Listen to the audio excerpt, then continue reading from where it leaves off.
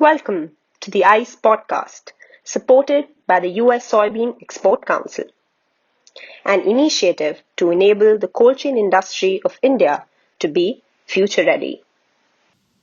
Hello, and a warm welcome to the next episode of the ICE podcast on cold chain technology. I am Manjunath, and I am your host for today's talk. Good judgment comes from experience, and experience comes from bad judgment.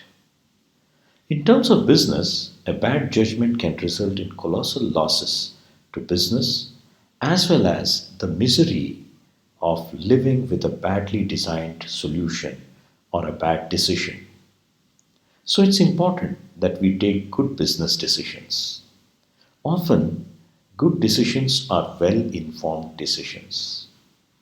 The secret to arrive at a good decision is to ask the right questions before taking the decision. It can't be truer in the field of cold chain infrastructure, where almost all infrastructure is highly customized, and asking the right questions before we decide the infrastructure is very, very critical. So, the topic of today's talk is questions that a good cold chain designer asks. And to talk on this very crucial topic, we have with us an extremely experienced cold chain specialist, Mr. Anand Narayan Swamy. Anand graduated from India's premier engineering institute, the Regional Engineering College, so probably now an IIT, and has over 20 years of rich international and Indian experience in the field of cold chain and refrigeration. His rich work experience is spread over the various segments of pharma, food retail, food logistics, distribution chains, cold warehousing in the seafood, dairy, and several other sectors. His knowledge of the cold chain design and integration has seen the birth of some very important cold chain projects, as well as his own brainchild company, Anvira Solutions Private Limited.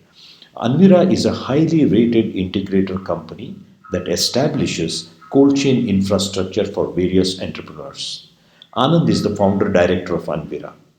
I welcome you, Anand, and over to you for your talk. And friends, this is a very important talk.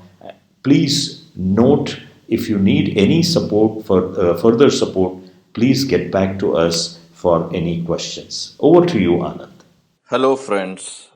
Today I will be speaking for a few minutes on questions that a good cold chain designer asks.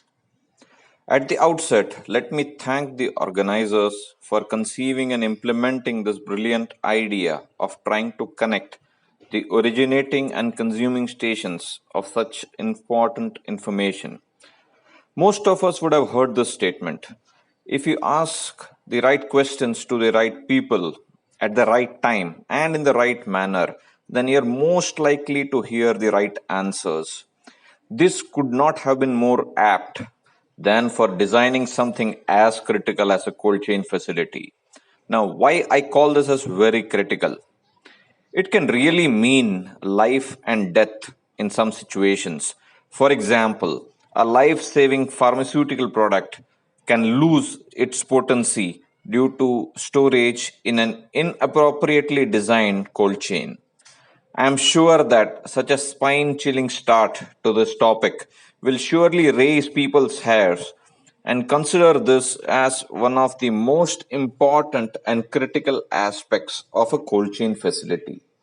Now, to begin with, a few generic questions that come to the top of the mind are: why does the customer want this facility? Now, this will help a designer to understand the customer's business. He can understand whether the client is looking at cold chain as a new business opportunity, or is it an expansion of an existing facility, or is it just on a hearsay? Does the customer know about the products that are going to be stored? Does he understand the risk?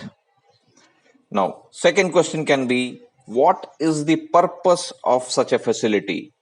Now, this will help the designer understand the application as well as the product mix. He can understand whether this is a part of a manufacturing or is it a part of the distribution chain, I'm sorry. This will help the designer to select a proper type of refrigeration system. It can be a centralized system or an individualized system. He can also understand at what temperature does the product enter and how long it is kept inside the cold store.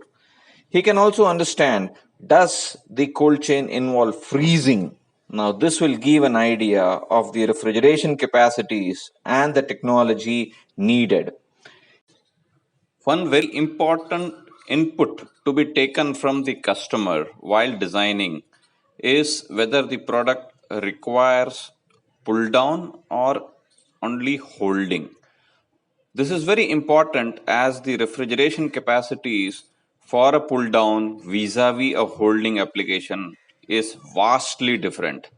Since the refrigeration capacity is different, the power requirement, the initial cost, and the running cost are also widely different.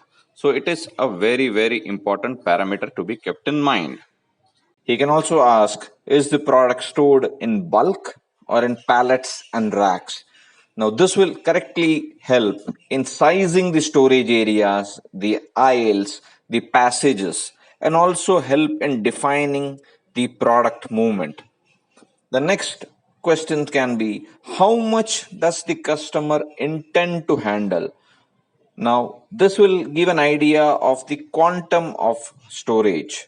The quantum of storage actually is one of the most important as it aids in rightly sizing all the components. Now, there is an important aspect on quantum. There are two quantums actually, the storage quantum and the throughput quantum, and both are very different parameters, and hence understanding them correctly is very important. Let me give you an example. You can have a potato storage for about 5,000 metric ton, but the daily input, which is your throughput quantum, can be as small as 50 metric ton. So it will help in correctly sizing this system. Please remember, this can make a huge difference, and it can be literally making the difference between making and losing money. One of the last questions can be, when does the customer intend to have this facility? This actually gives you an idea of the time frame. It can also tell you the seriousness of the requirement. It can also convey how realistic or practical the customer is. And it also questions the vendor's ability to be able to execute within the given timelines. It also helps us to devise the most appropriate solution considering the time frame. The above questions are actually more important than they may sound right now, because unlike comfort air conditioning, which is most often a standard solution, cold chain systems are most often customized solutions.